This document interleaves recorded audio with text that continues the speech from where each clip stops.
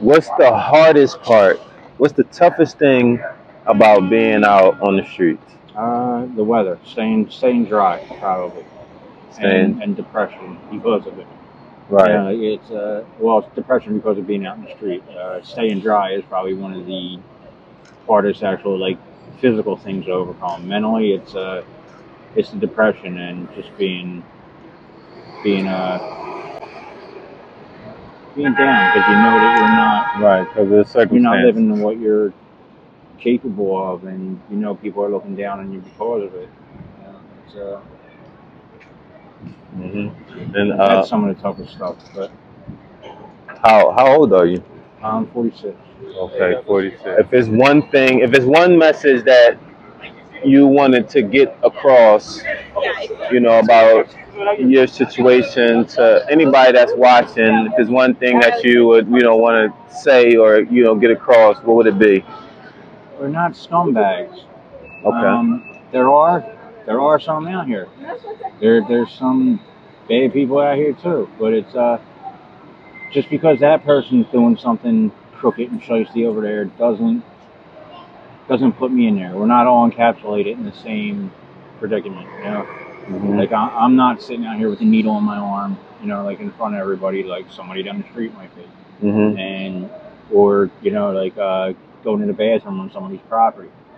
Like there are public restrooms we can use and do stuff like that. And just because some people don't use them doesn't put everybody in the same boat. We're not all the same.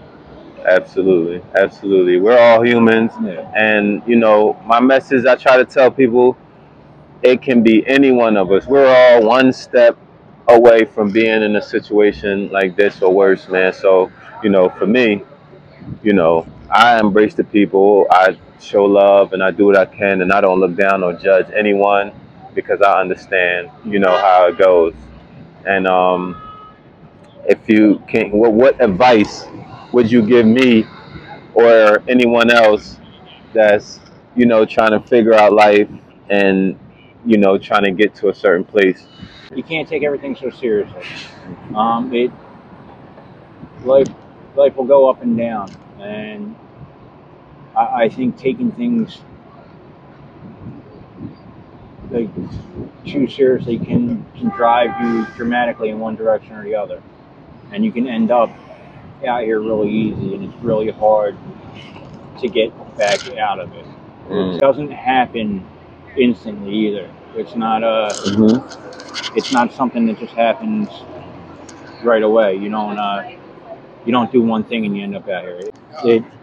It does. It happens in increments. Right. Like there's one final thing that is like the last straw, like for everybody else, or for your house, or like your car, or whatever your situation might be. But it starts small, so you gotta pay attention to it. Got you.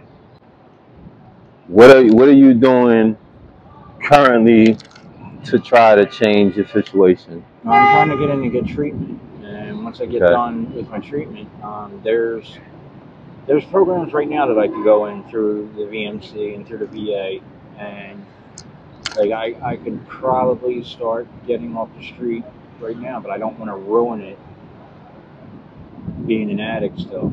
I want to go get my treatment and get that stuff done first, and not burn the bridges that are available to me right now. So I'm trying to be as patient as I can and get myself into treatment. It gets started from there. And do you have any like medical issues, things like that? My teeth, and like I said, I had a nasty blood infection that it's been taking a while to try and get rid of it, and I couldn't get into treatment because of it, because I kept having medical issues. Like I almost died a couple weeks ago. Oh yeah.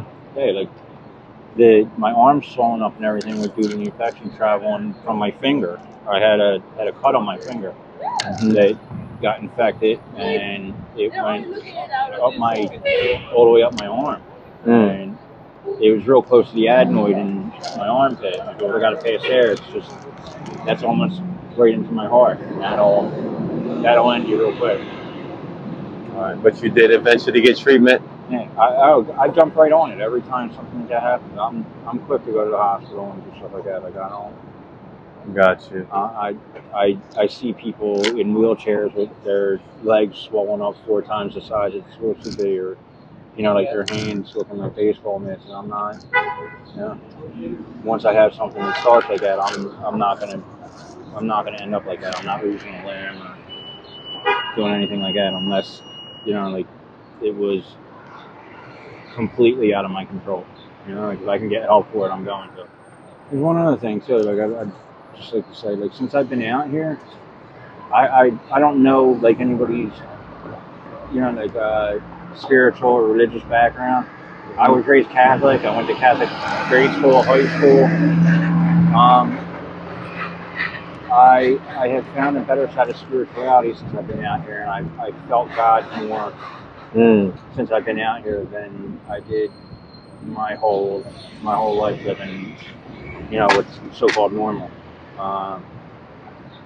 And it's I felt the presence of God.